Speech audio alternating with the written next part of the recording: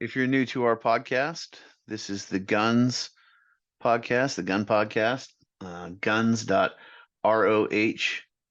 podcast.com. But you can also get to our main page for our podcast, which is at the following link, 2nda.link/W. 2 as in the number 2, nda.link/W.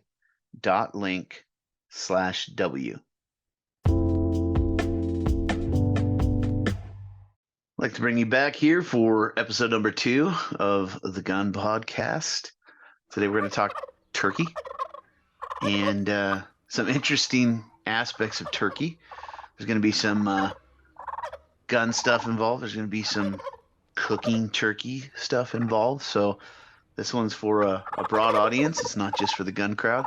But I want to talk about a couple things today. So we're going to talk a little bit about hunting turkey with something other than a shotgun. We're also going to talk about spatchcocking turkeys, because I think spatchcocking is probably the most underrated way to prepare a turkey on Thanksgiving. So here it is after Thanksgiving, and our crew spatchcocked two turkeys for this Thanksgiving, and they both came out incredibly well using the recipe that and the dry brining method that we're going to talk about today. But first, I want to talk about hunting a turkey with a rifle instead of a shotgun. And I think it's kind of something that a lot of people don't talk about anymore, even though for a very long time, hunting turkey with a rifle was not only expected or part of our culture, but it was the go-to mentality for sure. Even the 22 Hornet really was a popular round for hunting turkey, and it has actually survived as a turkey hunting round, as well as a survivalist round, thankfully, because of the center fire piece of the component parts. Makes it a little bit more reliable than the rimfires. But the 22 Hornet's a pretty interesting cartridge, and we're going to talk a little bit about that. But hunting a turkey with an AR, and I know we have a lot of AR focused content so far, and that really is just because of the popularity of the AR and because it hits a broader audience, and we'd like to cater to a broader audience because pretty much the AR is the most approachable gun right now on the market when it comes to new people, probably, at least in the sport shooting side and the hunting side. It's really become an interesting option for hunters now that it can be accurized so much more easily, and now that modular builds are such an important part of the firearms landscape. So anyway, starting with the idea of Ben Franklin, who and by the way, this is based on an article that I wrote for a third party some time ago, and it may still be published on the internet, but going to use some of the concepts out of that article and some of the outline of that article. And I believe I have the byline on that article. Even if I don't, we're not going to plagiarize anything. We're just going to talk about the same concepts in the same order as that article. Benjamin Franklin believed that the turkey was the noblest of birds, and that it was very well aligned with the proud nation of the United States in the founding days, even much more so than the eagle. And if you've ever seen an eagle, eagles are huge and they're pretty impressive, and they're definitely good looking birds. But if you've ever seen a turkey up close, you realize turkeys are absolutely gorgeous, very proud birds, and almost elegant in the way they do things. They're also really, really good at avoiding pellets unless you really know what you're doing. So we're going to talk a little bit about that today. Anyway, being that Mr. Benjamin Franklin was such a proponent of the Second Amendment and a lover of turkeys, I think a lot of us sit down to the Thanksgiving dinner and we wonder how the turkey played a role in our history, and it's lost on some people that that could very well have been, had Benjamin Franklin pushed the issue, our national bird. It's certainly our national bird in November, and many, many turkeys are eaten everywhere. The question that is begged from me every Thanksgiving is, why am I not providing my own turkey? We buy turkeys at the grocery store frozen that have been put through the commercial slaughterhouse process, and yet a lot of us don't have access to. We're in California, so some of the turkey hunting options here are a little more limited. Certainly, the cost of preparing a turkey that you hunted uh, is much more cost prohibitive for the mainstream.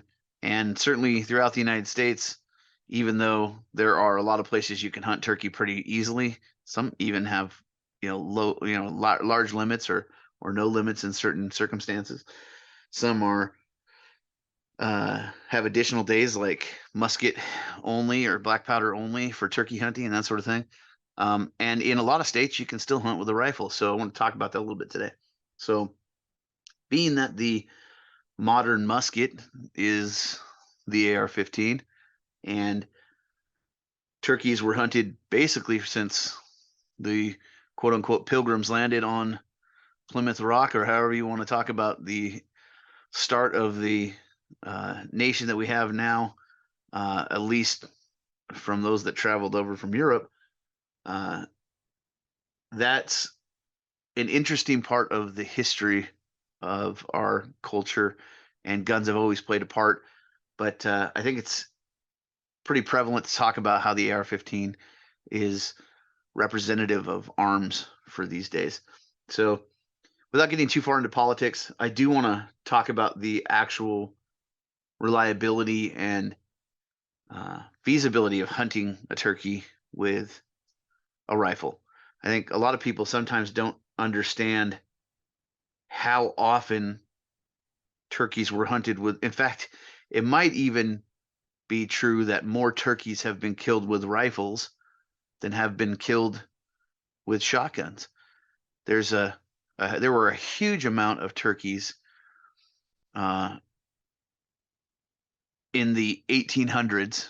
Actually, in the late 1700s and early 1800s, there were nearly 80,000 turkeys in the wild, and those turkeys kind of got gobbled up by those that would be hunting them, and they really had to repopulate using a couple of native turkey species, usually from the south and the swampland areas, South Carolina, that area, those types of things, to repopulate what's now probably in the neighborhood of 40,000 wild turkeys at last turkey census count. So it's been an interesting history with the turkey and how they have populated the wild parts of America, and certainly how the lever action in the 1800s, the musket before and after, black powder rifles of all types, and of course, some of the faster, smaller cartridges have been used for now over 2 centuries at least for killing turkeys. So I think sometimes what happens is when we look at the concept of what we do or what we were taught or what's acceptable nowadays, there's very little discussion, because we don't want to look like crazy people, to not do it the traditional way. But I think that's what's interesting about the AR-15 and interesting about the marketplace and the marketplace of ideas that is around gun culture now. And with as many bad things as there are in gun culture, especially the divisive politics and some of the negative things that are associated with guns, I think it's important to understand that there is a lot of innovation and there are a lot of interesting things that come from gun culture. And one of those things is that opportunity for choice and how you're going to accomplish something with a firearm. So, first of all, where is turkey hunting legal with a rifle? And certainly, the following states, although there could be others now that are also legal, the following states allow a 223 to be used for turkey hunting: Texas, Florida, Montana, Utah, Oklahoma, Wyoming, West Virginia, Missouri, Virginia, Maryland, Colorado, Alabama.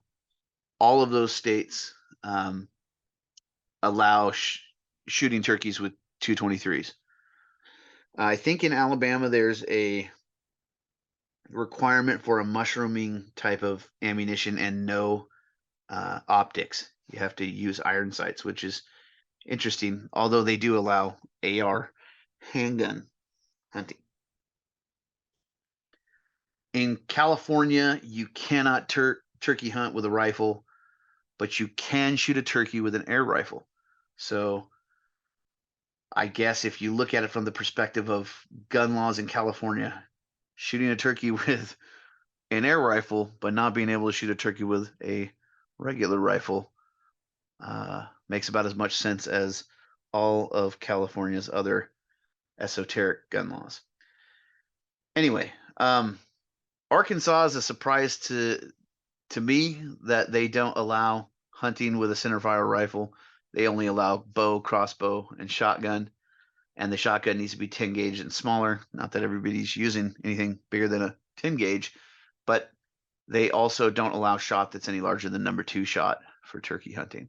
And it's interesting because Arkansas is probably the best turkey hunting environment I've ever personally hunted in. And it's an interesting place. In fact, one thing I thought was pretty interesting, the preparation for turkeys after the hunt can be offloaded onto incarcerated prisoners. People in prisons in Arkansas can prep the turkeys at a highly reduced rate, which makes it extremely efficient when you fill your tags in Arkansas. I don't know how those laws have changed over the last few years, but at the last time I hunted turkey in Arkansas, that was the case, and it was a pretty interesting concept. So real good turkey hunting in Arkansas, and there's a lot of places that really make sense for hunting turkey there, especially when I think when I was there, the prep cost per turkey was like $6 or $5 or $8 or something like that, which makes it incredibly cost effective to hunt turkey. And I think the tag limit, even for out of towners, out of state tags, was pretty high, and certainly if you are accompanied by an Arkansas native. So it was surprising to see that they didn't have more lenient gun laws when it comes to hunting turkeys with rifles. But there are a lot of esoteric guidelines when it comes to shooting turkeys with rifles. And even though you have those states, I don't know, 13 of them or whatever, that allow shooting with minimum size cartridges, like the 223 or 22 Hornet in some cases, you really do need to check your local jurisdiction and your state jurisdiction, the jurisdictional laws, to make sure that you're not running afoul. See what we did there? Of the law.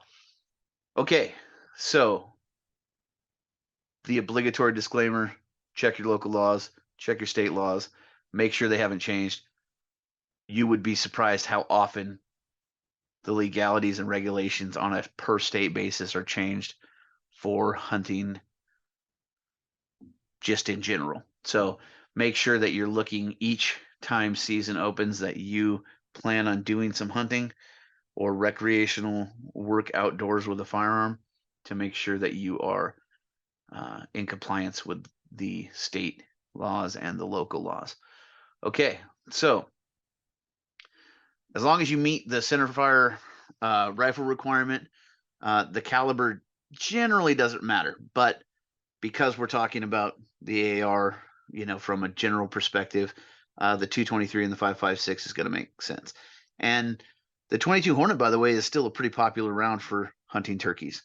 So as cool as it is and fun as it is, there are some very interesting 22 Hornet options on the market that come to mind, and certainly that is a viable contender when hunting turkeys with a rifle. I think sometimes people forget some of the Wildcats, and really the 22 Hornet was very mainstream, at least in the 80s and 90s, or at least 80s and early 90s. the 22 Hornet was extremely viable from a mainstream perspective. I mean, it was on the shelf of pretty much every sporting goods store you pass by.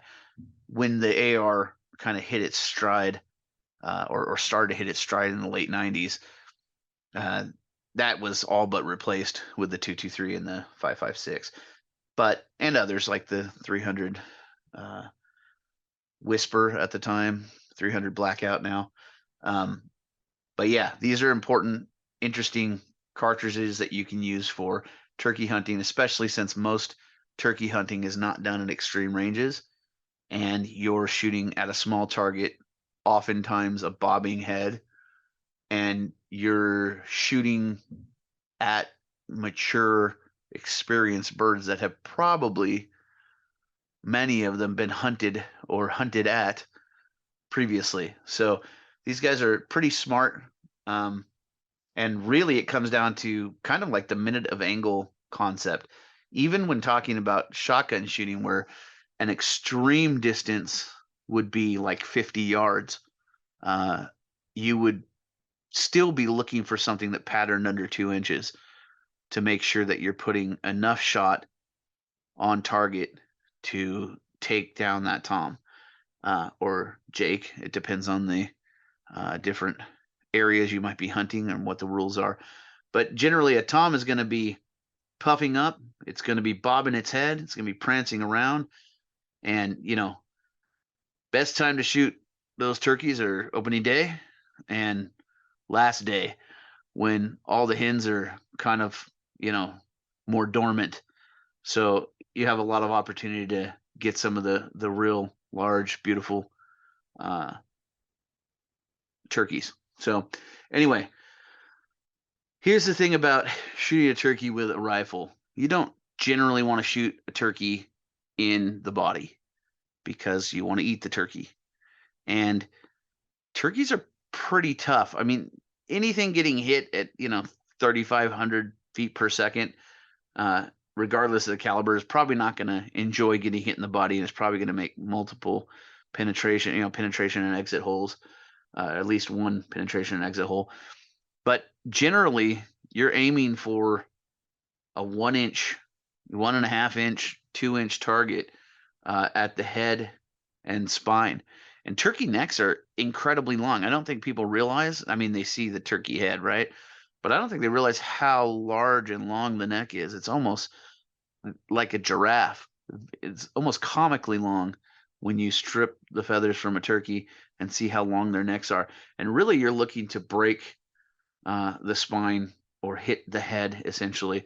So being able to come down to that minute of angle concept, that 1 inch group, and that's really like a 2 minute of angle, because it's like a 1 inch group at 50 yards, 1 inch group at 40 yards is more than applicable to hunting turkeys. So a centerfire rifle is certainly not outside the realm of possibility. A lot of people will debate this online. It's a controversial topic, believe it or not, about hunting turkeys with centerfire rifles.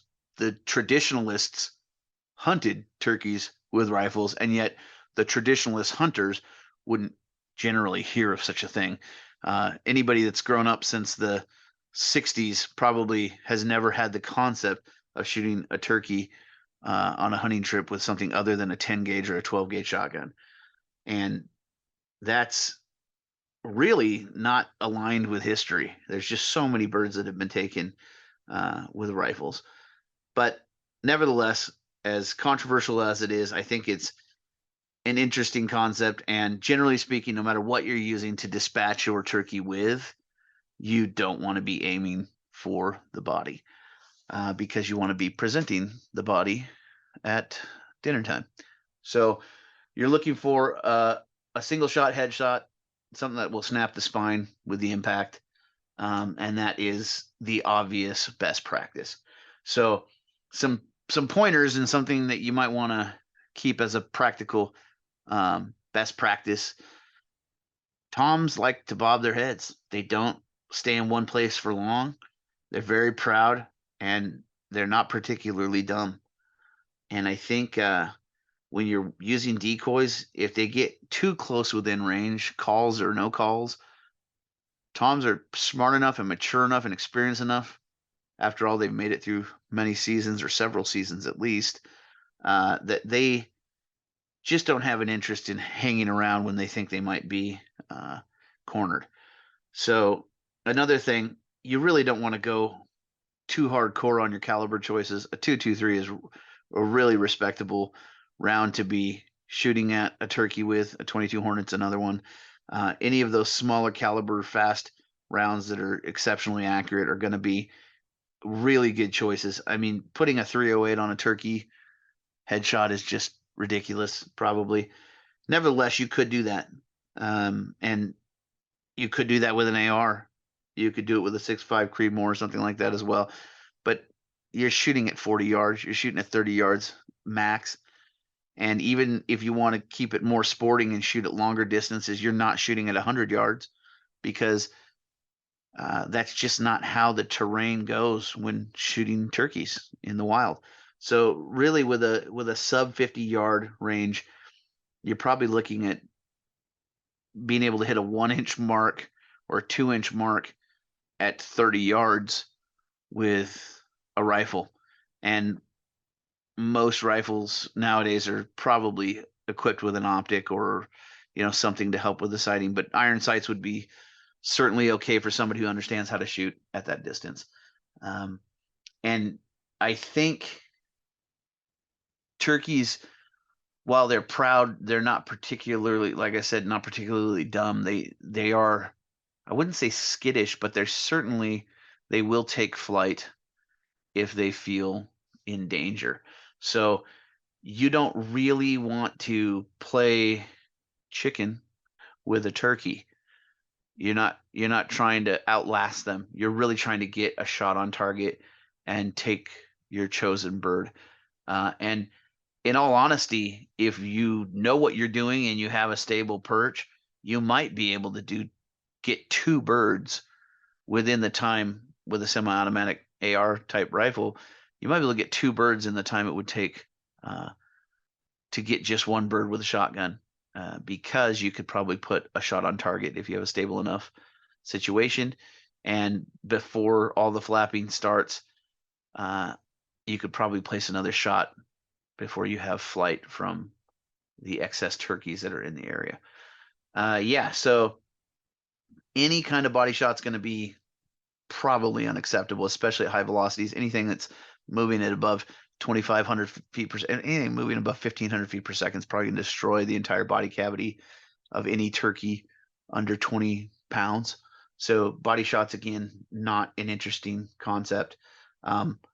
Wild turkey does taste better, but it also has to be prepped the right way. And it is important to remember that turkeys need to be prepped. I wouldn't say immediately, but certainly they need to be figured out quickly because poultry has its own special set of foodborne concerns. So make sure that you are prepared to take turkeys in the field and dress them properly, and then move them into storage the proper way, or have them prepped, day of, second day of, however your prep station or servicer is going to help you do that. The other thing is turkeys are really beautiful. You'd be surprised how pretty these things are, especially wild turkeys that have grown to the age of a tom, that have really impressive beards and feathers. And it's almost difficult to shoot a turkey because there's so much to look at. It's not, I mean, all wild animals that are hunted are generally just something to behold, but turkeys are particularly impressive, and there's a lot of features on a turkey that just don't look the same when they're dead as they do alive. So shooting a turkey in the wild can be almost a mesmerizing thing.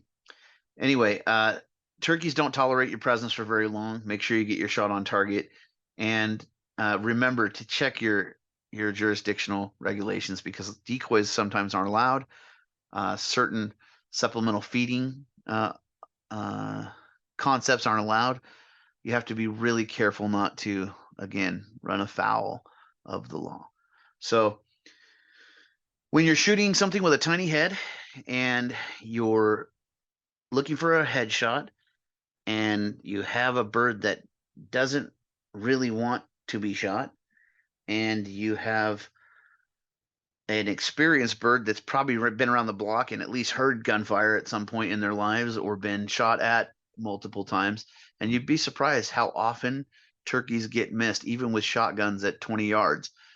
And that's why 10 gauges are popular. That's why highly packed, heavy, large magnum loads are so popular, because you want to get as much payload on target as possible. And really, with a shotgun in a magnum configuration in a 12 or a 10 gauge shotgun, there's a lot of lead on target, and it's not spreading more than about 2 or 3 inches at the distances, not even, probably like between 1.5 and 2.5 inches at the distances that most hunters are going to be shooting. So this is a very compelling concept, and because so many states still allow it, it's a very interesting way to take on the turkey.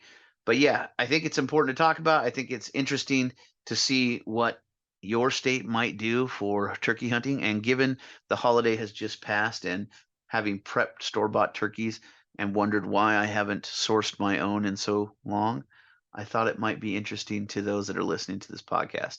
So with that, we're going to move on to a different topic.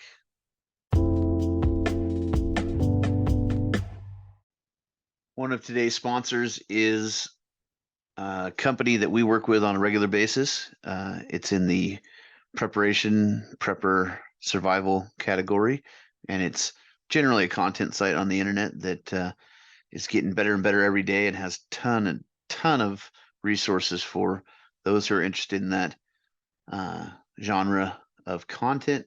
And you can find the article that's linked to our podcast today by going to the following link: dfil.link/A2. dfil.link/A2. And you can find all kinds of great resources there. If you want to be in the prepper community, or you're just kind of looking into it, having that homestead prepper mindset, there's a lot of great resources there. One of our sponsors today is a company that handles a sports betting Discord, which we think is on the up and up. A lot of those sports betting Discords are kind of fly-by-night operations. This one is led by a team of professionals, and while we don't, some of us here don't gamble or do sports betting, we think that if you're going to get into it, you need to get into it with some solid information and have some good intel behind you. And you can check out their website at this link: paudio.link/s. paudio.link/s. So I want to talk now about spatchcocking turkeys, because I think it's an old school traditional way to prep a turkey, and combined with dry brining, it really just makes so much sense for turkeys. The prep is very minimal compared to how juicy and good tasting the bird is after it's cooked. The amount of time in the oven is significantly less, and just the overall seasoning, flavor, juiciness, and foolproofness of spatchcocking a turkey is pretty incredible.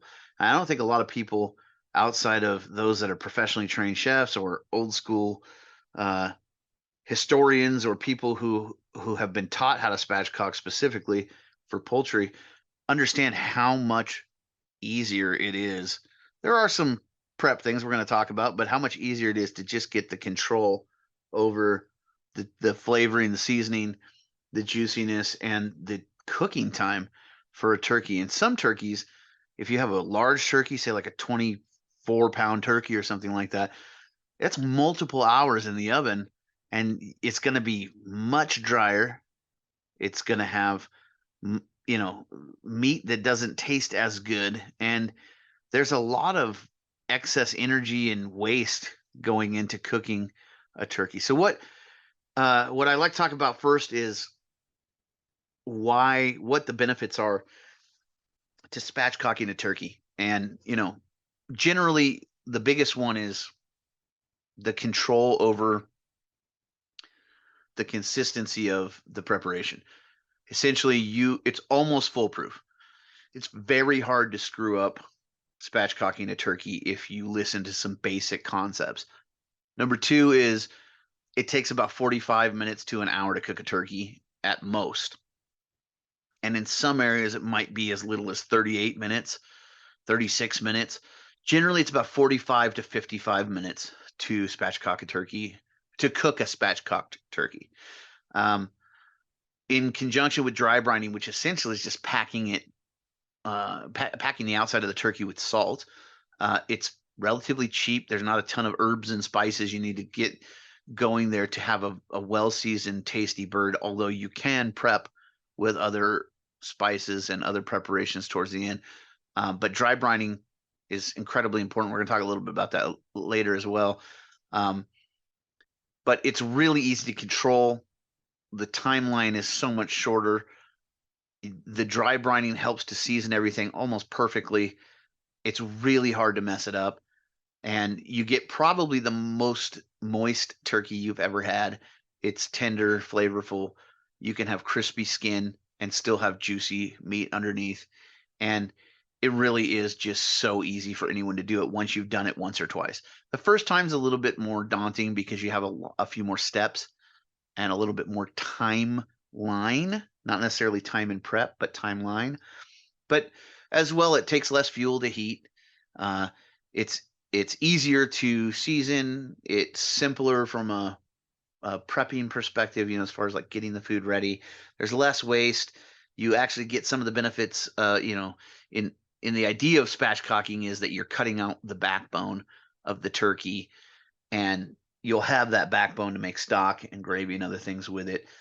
So you can make the gravy ahead of time instead of waiting for the drippings. And by the way, with a spatchcock turkey, that's about the only drawback is there are less drippings. Although if you dry brine it for on the lower side, say 12 hours to 18 hours, you're probably going to have enough drippings to make gravy easily.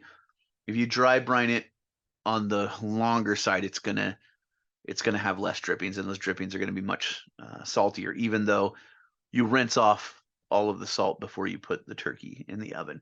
So I think one thing we really have, and this is also based off an article that we wrote, in this case, for a website that we work with, and we'll talk about that in one of the ads here on the podcast. But it is important to understand that poultry has its own unique set of concerns when it comes to foodborne illnesses and food prep, and being able to make sure that you have properly cooked the meat.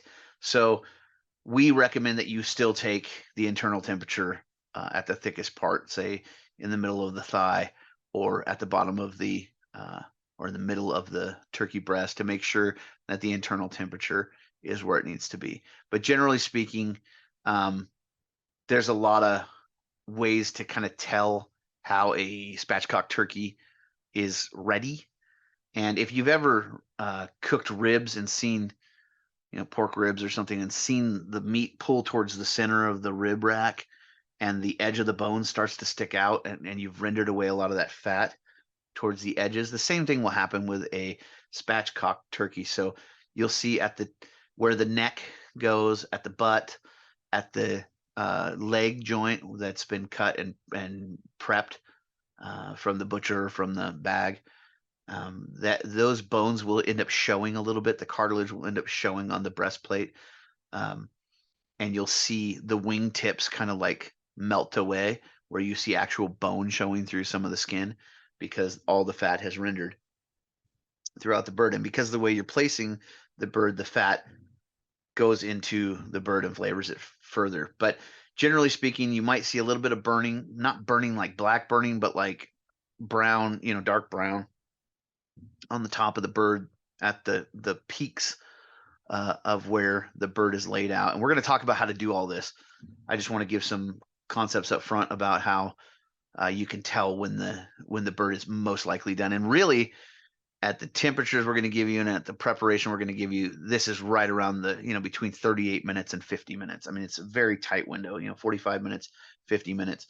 and this is going to be almost standard across the board if you use the instructions, which you can find on the article that we'll link later in the podcast, where it gives a full rundown of everything we're talking about. But so one thing you'll see is burnt spots that might have just a tinge of dark brown, where the rest of the bird will be evenly golden or like a honey brown color. And then the ends of the bones will kind of render away, like the fat will render away around the ends of the bones.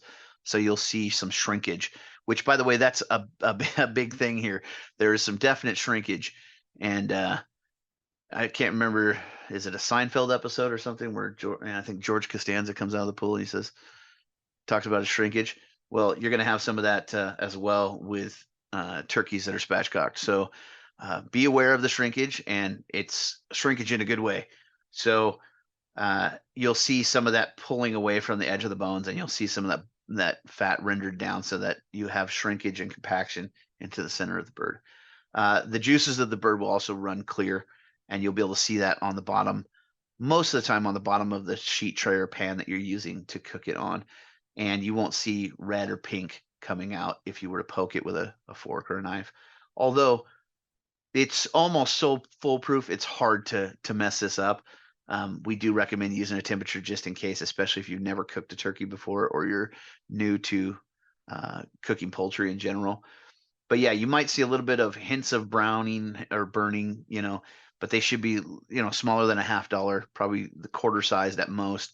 And that's around the time when you want to start like checking to make sure that the bird is ready.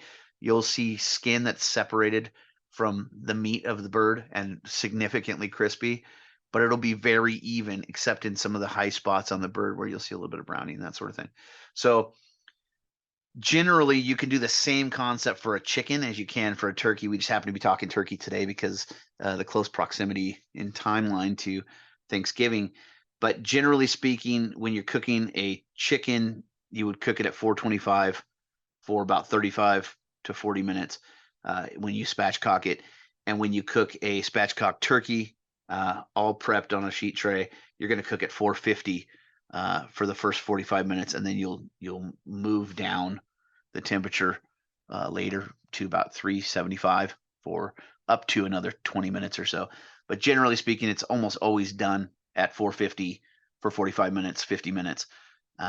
Even though at 45 minutes, you can generally turn down the temperature to 375 as well and just cook it till you feel that it's ready. It can usually take another 20 minutes, up to another 20 minutes without losing some of that tenderness and juiciness. So chicken, turkey, poultry in general, but obviously the leaner birds and the fattier birds like duck is going to be different because you want duck breast to be a little bit more red, whereas you want the skin to be rendered down. So you need to use different cooking techniques. You can spatchcock a duck, you can spatchcock a goose. It doesn't have the same value as probably cutting the bird up, butchering it properly, and cutting the separate cuts and separating the cuts and cooking them separately. But with a turkey or a chicken, it's almost across the board very easy to do. And of course, you could adjust your temperatures down for smaller birds like quail or whatever, where you could also spatchcock it. And those are very interesting because the high heat and the quick, short times can be very efficient if you have a lot of birds in your freezer. Say with the small, the Cornish game hens, the quails of the world as well can be spatchcocked. Okay, so what is spatchcocking? Spatchcocking is essentially you're cutting out the backbone. So on one side of the carcass, you've got the breasts, and on the other side, you have the backbone. And the backbone has two sides that connect to some very thin ribs. And what you do is you take, heavy tin snips or heavy kitchen shears, and you could do this with a cleaver, but I don't recommend that you do it. It's much messier, and you can bend and bruise the bones, the meat and things like that, and make it really wonky. But if you cut through it with like a scissor action or tin snips or something like that, and yeah, tin snips are not food grade, right? So make sure that you're washing, sanitizing, doing the right thing to make sure that you're not introducing bacteria or other disgusting things into your food. But I use tin snips that I bought specifically for this that are, high grade tin snips that I've used for 20 years for spatchcocking turkeys and chickens. So they work really well. And you just basically cut along the line of the backbone on either side, and you end up with about a 2-inch wide strip of backbone with some rib cuts, as far as like cutting through the thin rib style bones. And then what you do after you cut out the backbone is you flip the bird over and you smash it down as flat as you can so that the breasts are up, and you splay the legs out so that they lay all carcass side down and all meat skin side up. And that will, and you press it down to essentially separate the joint of the cartilage at the breastplate or the breastbone for the turkey. You'll smash it down using, some pressure from your hands as though you were performing chest compressions on it, but you don't need to do more than one. You can really do it in one or two motions. And you would smash it down to get it as short profile wise as possible so that you have, just a couple, 3, maybe at most 4 inches coming off the top of your sheet tray. And I do recommend using a half sheet tray for most ovens. And, they're relatively inexpensive, super durable, really a good thing to have in your kitchen, especially if you're a hunter or you like dabbling in cooking food. So having some half sheet trays are very interesting. You could probably get about a 21 or 22 pound turkey onto a sheet tray, a half sheet tray. Anything bigger than that, you might have to get a specialty cooking vessel or a larger sheet, a full sheet tray, or a larger option. You definitely need to have something that has a rim because there are drippings. Even though the way we typically dry brine it, we get less drippings on purpose because we just want to go from fridge to oven to table and no drama. So we tend to make the gravy separately with the backbone or with the neck. But yeah, so you lay it flat, carcass down, skin side up on a tray, and because it's flattened down and lower overall profile, it cooks more evenly, and you get more contact points with heat because you get the convection and the conduction of touching the hot sheet tray and having the hot air circulate at a much more consistent level around all points of the bird. You also have bones touching the tray, so that will conduct that heat better throughout. And when the bones are hot, it helps to cook from internal temperature. You're also cooking at 450. 450 is 100 degrees hotter, than what usually some turkey recipes are 325 to 375, but 100 degrees hotter basically than a normal turkey preparation. So you cook much less time. Again, usually right around 45 minutes for a turkey, right around 35 to 40 minutes for a chicken. And even that for a chicken can be overkill. Sometimes you can do it in 28, 32 minutes. But for a turkey, it's going to be about 45 minutes to 50 minutes generally. And the breast being the thickest part of the turkey, you've got the fat renders down from the skin into the breast, and then it has the carcass to kind of pull that moisture there, and it keeps it there. And you get that, lovely kind of steamed effect. So when you dry brine it, you're also, okay, so what is dry brining? Let's talk about that for a second.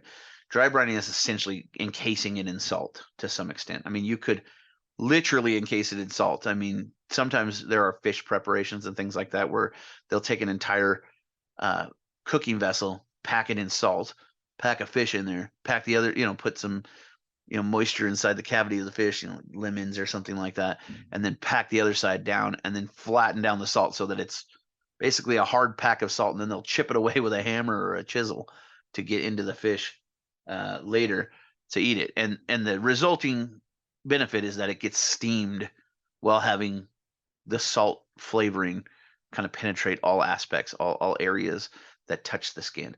The same thing is kind of true with a spatchcock turkey. So not only do you get higher convection surface, you also get, higher conduction surface, higher temperatures in general, more bone centric heat sustainability, and so you have a much faster cooking meat. With dry brining, you've got essentially no need to season. I mean, you can add herbs and spices after you salt it, but once you cover it in salt, you're going to rinse that salt off, and you basically don't need to resalt it. In fact, if you resalt it, and don't do it lightly, it might be too salty. So you have to be super careful. But generally, dry brining is encasing it in salt or pouring, between 1/8 of an inch and a 1/4 inch layer of salt all around all the surface area, including the carcass side, and basically letting it sit in the fridge and leach the excess fluids out of the meat. Because a lot of commercial turkeys, and this is true wild turkeys as well, wild turkeys tend to be a lot leaner, but the commercial turkeys, for sure, dry brining makes a lot of sense. You might use a little, 25% or 35% less salt if you're doing it on a wild turkey. Like we talked about hunting with NAR earlier in the podcast. But generally with commercial turkeys, you can use a dry brining method that covers 1/8 an inch to a 1/4 inch of salt around all surfaces of the turkey. And that's after washing and prepping the turkey, of course, right? Taking out the gizzard and all the other, bag of goodies that comes with a commercial turkey, the neck, etc. You would just take that backbone out, encase it in salt, so to speak, not encase it, but covered in salt, and make sure that the salt is starting to leach the excess moisture out of the turkey. But also, salt changes the protein profile of the meat, so you get a softer profile. It's essentially tenderizing the meat of the turkey at the protein level while seasoning it as well. So the time is what really makes the difference, and the salt is what really makes the difference in a dry brined spatchcock turkey. So you put more prep in, but you end up waiting longer to have the bird ready to cook, but you end up saving a ton of time on the day of cooking the bird. So really, you can get all your cooking done day of and have everything prepped and kind of foolproof, so that everything's hot when someone, your group arrives at your house, or however you do it for Thanksgiving. But generally speaking, when you do dry brining, the salt can go up to 48 hours. You do it more than 48 hours, you're kind of at the point of diminishing return. We usually do it for between 24 and 30 hours, 24 and 36 hours, because any more than that, it almost gets too salty, even if you rinse the salt and let it sit. There are sometimes with very big birds that I will rinse and resalt a second time. So it's like a 25-pound bird or something like that, which is exceptionally rare. But if I have like a 25-pound bird, I might need some of the excess moisture taken out. And you'll get, when you prep it and put it on a tray, you're going to cover it in plastic wrap, and because the tray is going to fill with juices, all that saline solution that they inject into the birds is going to come leaching out with the salt, and you're also going to get a lot of the protein. The proteins are going to shrink in the turkey. They're going to be compacted. It's almost like it's dehydrating it, and yet it's the juiciest turkey you've ever tasted after you prep it. So it's really important to understand what's happening with the dry brining, and essentially it's leaching out moisture while changing the profile of the proteins, essentially, and seasoning it at the same time. We only use salt, sometimes pepper, when we dry brine. And then at the very end, we'll add spices like cumin or rosemary or thyme, or, red chili flakes and pepper, that sort of thing. No salt generally. There are a couple of times I'll use salt at the very end, right before I put it in the oven, but it's such a light sprinkling of salt. I mean, almost negligible, because it's already going to be, it'll almost be too salty if you salt it again before you put it in. You need to rinse after you've had it encased in salt for, up to 48 hours. And really, you shouldn't go more than 24 to 32, 36 hours, because it starts to get too concentrated in flavor, and you're really not getting as much value out of having it there longer. The benefit is you could go longer if you need it from a prepping perspective, from a preparation perspective. You could leave it in the fridge longer, up to about 48 hours. I would recommend you do it about 24 hours to 36 hours. And at that point, you're almost getting too concentrated in flavors if you leave the dry brine on it. Okay. So the alignment of the proteins are changed with the dry brine. The seasoning happens over time. It really seeps into the bird, especially as the fat renders from the skin into the breast. And it stays there because the inside of the carcass, the back of the breastplate, will keep that moisture inside the breast meat. And so you get really unbelievably tender, well-seasoned meat without having to put a ton of seasoning on it before you put it in the oven. Okay, so some important things. You're going to get a lot of juice when you dry brine. Just the stuff is going to come out of it. That is not safe to eat or touch or use for anything. It's too salty. It'll literally kill you if you eat that. So you don't want to reuse any of the salt. You don't want to reuse any of the raw juices of the turkey. It's just dangerous. You're going to feel like you're using too much salt. You probably are. In fact, you're probably going to use 3/4 of a pound of salt per 14 to 20 pound turkey, up to maybe a cup of salt. I'm sorry, a pound of salt. You may even use up to 1.5 pounds of salt for larger turkeys. So that's a lot of salt, and it's okay because you're rinsing it off. Yes, you're going to get some of that salt in there, and this is going to be a higher sodium thing. So if you have sodium intake issues, maybe dry brining with salt is not the way to go. However, you can't find a more seasoned, well-balanced turkey if you're able to do that. So time is important. You want at least 18 hours in the fridge. We prefer, I mean, you can do it at 12, but really 18 hours is the optimum minimum time. And really, we go up to 36 almost always, 24 plus. I would use paper towels after you rinse it. So you're going to rinse your turkey initially as you're prepping it, cutting out the backbone. You're going to rinse it with water, clean water. You don't ever wash a turkey with soap. That's, you see jokes about it on the internet, but no, really, you don't wash a turkey with, you wash it with water. It says wash the turkey. You wash it with clear water, always. Same with chicken. You never wash anything that you're going to eat with dish soap. I mean, maybe you clean the dishes with it, but you don't do anything to prep the food by using dish soap. So clear water, pat it dry. It has to be dry when you put the salt on it, or else you're just shooting yourself in the foot. So pat it dry with paper towels preferably, but you could use cotton or linen or something absorbent. But you really should disinfect, because poultry juices are not particularly safe if they sit around. They're not particularly safe at all from a food preparation perspective and a food safety perspective. So use paper towels, pat dry, get it as dry as you can, and then salt it. 1/8 inch, 1/4 inch, just get it salted all over, carcass side as well. And then even before you set it in, you're going to resalt it a little bit more before you put it inside of that tray. Cover it in plastic wrap, and we cover in plastic wrap airtight, right? Like get it really tight, like a saran wrap or whatever, so that you could do this if you had a big, container also, where it just could drip the juices down. But we like using a sheet tray and then just wrapping it with commercial plastic wrap, just because it keeps it airtight. You don't get some of that refrigeration, dehydration. Yes, you're dehydrating the bird with salt. That's the point. But you're also trying to localize the juices out of the bird that were not supposed to be there in the first place, the excess brine that they shoot into the turkeys. So that's important.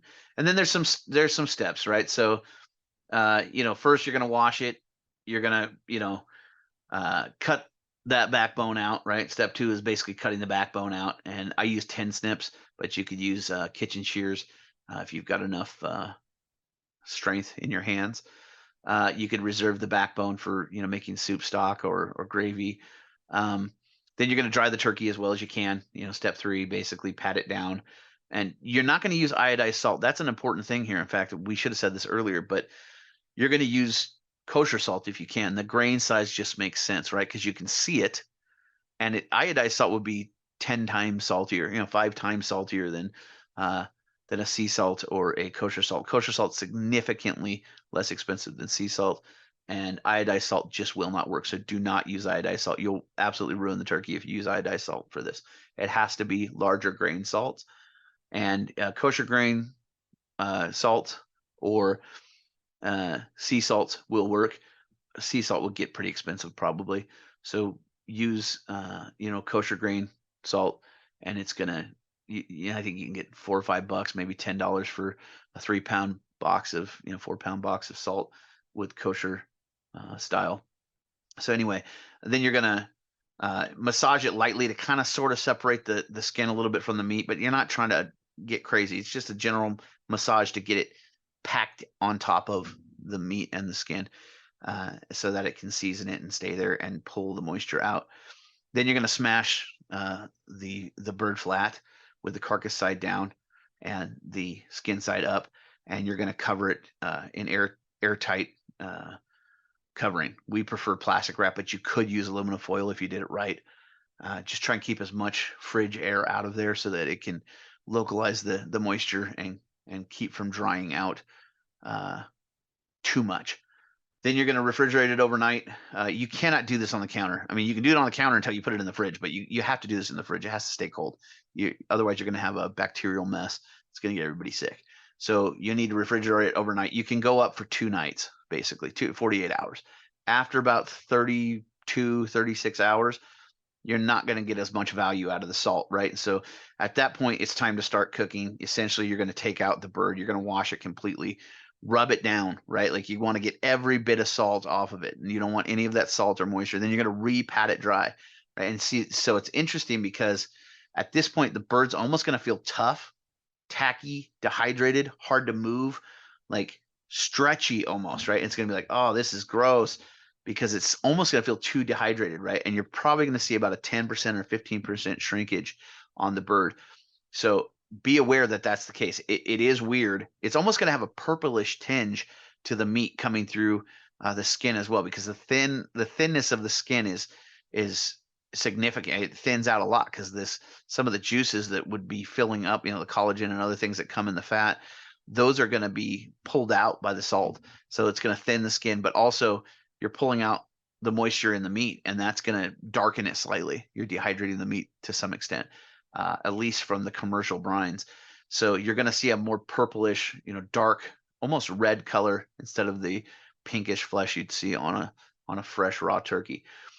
So yeah, you don't want to salt it anymore. If you do that, it's almost dangerous. I mean, it's going to be not tasty if you add too much extra salt. In fact, I wouldn't add any of it if you can help it.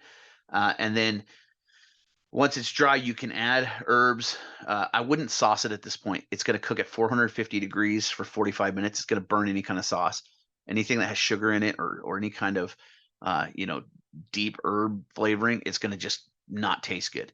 So you're going to want to sauce it for the last, maybe if you want to cook the sauce on it, maybe the last 10 minutes of the cook, maybe 15 at most, but certainly not before 40 minutes. You wouldn't want to sauce it. Okay, so don't sauce it. Don't over season it. You can cook it with veggies on the tray to add more gravy because the moisture in the veggies will come out and mix with the drippings from the turkey, which will be excessively seasoned. I mean, almost excessive, because some of the edges, you're not going to get all the salt out of it, and they're going to retain that salt crust on some of the edges. And it's just going to be, some of those are not even edible because they still taste like salt after you cooked it too much.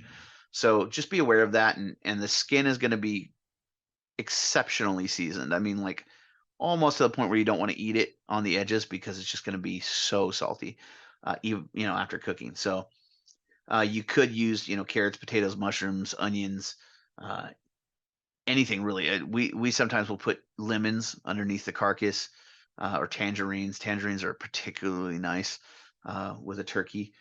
But yeah, you could definitely add stuffing to the tray. If you're going to add stuffing, make sure that you put something down so that the stuffing doesn't burn, because there's going to be excessive heat at 450. So you have to be making sure that you have moist stuffing. And I'll be honest, I would just prepare stuffing separately. The spatchcock bird is going to just do so well, and it's going to be so foolproof at 45 minutes, 50 minutes, that you just don't want to really have anything else, complicating it. Okay. So the next step would be cook at 450 Fahrenheit for 45 minutes and check for those renderings that we talked about, where the bones kind of show at the ends and you see some compaction and shrinkage in towards the center of the bird. And then you're going to reduce it to 375. You can cook really up to about another 25 minutes before it starts being dangerous, where it might get too dry. I've cooked 14-pound birds for up to an hour, being the first 45 minutes at 450 and then the last 15 minutes at 375. So that's possible, but I wouldn't do it with a 14-pound turkey generally. I don't think you're going to lose significant moisture or juiciness or flavor or anything like that if you do that, but it's really at the danger zone where it's going to start potentially being dry. 20-pound turkey, different story, right? You might be able to go as much as an hour and 10 minutes or so, an hour and 15 minutes, but really at 45 minutes, if the turkey's not done and it's under 18, 19 pounds, you're doing something wrong or your oven doesn't get to 450. So you could cook it at 425, but you'd need to add 12 to 15 minutes before you start checking for doneness. You don't want to broil. You don't want the heat coming from the top. You want a traditional oven setting, and you want to try and cook it lower in the oven, low or medium, as far as height wise in the oven, so that it can get more heat surrounding the bird. You don't want necessarily all the way on the bottom, and you don't want necessarily close to the top. You want to kind of keep it low or moderately low in the oven height wise. Then after you're done, you're going to check for internal doneness, right? You're going to want to make sure. You could do that by checking the if the juices run clear, as well as having the rendering and the burn spots and things like that. Those are important factors that can help you, understand when the bird's almost done. But you can use an internal thermometer as well, and you would just cook to the temperature that's listed on whatever the bag was you bought the turkey in, or to an acceptable range for turkeys. Then you're going to rest the bird for 15, 20 minutes. It's going to be too hot to really carve by hand until 20 minutes has passed, and even then it's going to be pretty ridiculously hot. So anything from like I said, even down to 12 pounds up to about 21 pounds, you can do this. If it's an exceptionally small bird like 12, 13, 14 pounds, you might go 10 minutes less before you start checking, 35 minutes or so at 450, and then adjust from there. But generally speaking, you're going to have zero drama with this bird cooking at 450 for 45 minutes. It almost assuredly will be done at 45 minutes. If you need another 5 minutes, having reduced the temperature to 375, that could be considered common, but it's not uncommon that the bird's done at 45 minutes after being at 450. So certainly at 14, 15, 16, 17 pound birds, almost guaranteed it's going to be 45 to 50 minutes. And if you need a little bit longer, you just reduce it to 375 and cook it for a few more minutes. Resting is super important. Also note, you're not going to get a ton of drippings, especially if you put it in the fridge too long. But you could combine, water and cook, the neck or the backbone to get stock to make gravy as well. Reduce it and then season it and add spices and that sort of thing, and then thicken it with like a cornstarch or something like that. But generally speaking, you're going to want to let the bird rest for 15 minutes. You could sauce it towards the last 10 or 12 minutes of the cooking, and barbecue or red hot or whatever it is you want to do with that. But generally, this is the most foolproof way if you follow what we've just said to do, or you read the article that we're going to link here in one of the ads. You're going to be able to come out with a tremendously juicy, delicious, just fantastic bird, and it takes less than an hour. And you will thank us for this recipe if you haven't ever cooked spatchcock turkey before. So with that, on this Thanksgiving holiday, we hope that you enjoy your time with friends and family, or even by yourself if you need a much needed break. But we're thankful for our audience. We're thankful for those that can listen to us ramble for an hour.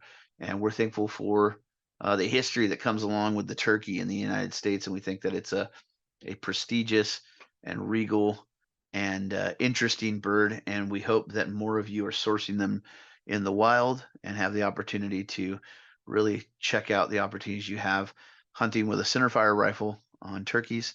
And also that you have the opportunity to try this preparation, because it truly is delicious. And there's a lot of benefits to spatchcocking a turkey. So with that, this will be the end of the podcast. We appreciate you being here, and we will see you next time. One of our sponsors today is Twin Angel Welding in Iowa, Pella, Iowa. And Josh Scott and his team over there are fantastic welders. They do a lot of commercial and welding for individuals as well in the Iowa area, but they also can do certain things over the internet, which sounds pretty crazy. But if you have a specific welding job that you want quoted, or you want to get an understanding of what it would cost to restore some hard to weld item, like an antique or that sort of thing, get in touch with twinangelweld.com. twinangelweld.com.